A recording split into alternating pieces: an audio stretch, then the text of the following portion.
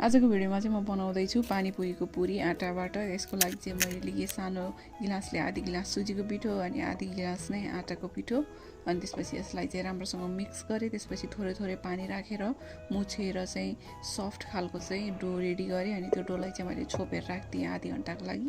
अनि आधी घन्टा भइसकेपछि चाहिँ त्यसलाई चाहिँ मैले सानो सानो पिसमा कट गरेर अनि त्यसपछि एउटा सानो पिस लिएँ अनि त्यसलाई चाहिँ बेलेर पातल खालको रोटी रेडी गरेँ। अनि त्यसलाई कट गर्नको लागि चाहिँ एउटा सानो खालको बिर्को लिएर सबै पिसहरूलाई चाहिँ कट गरेँ। अनि यसलाई राख्नको लागि चाहिँ मैले एउटा सुतीको कपडा लिएँ अनि हल्का भिजाएर सबै रेडी भएको पुरीहरूलाई चाहिँ मैले छोपेर राखिदिएँ आधी घन्टाको लागि। अनि आधी घन्टापछि चाहिँ कराहीमा तेल बसालेँ अनि तेललाई चाहिँ हाई हिटमा पकाएर अनि एकदमै तातिसकेपछि चाहिँ रेडी गरेको पुरीलाई चाहिँ राखेर हल्का प्रेस गरिसकेपछि यो चाहिँ राम्रोसँग फुल्छ। अनि आधी गिलास आटाबाट चाहिँ यति धेरै पुरीहरू चाहिँ रेडी भएको थियो। तपाईँहरू एकताल ट्राई गर्नुहोला। See you next video. Bye by.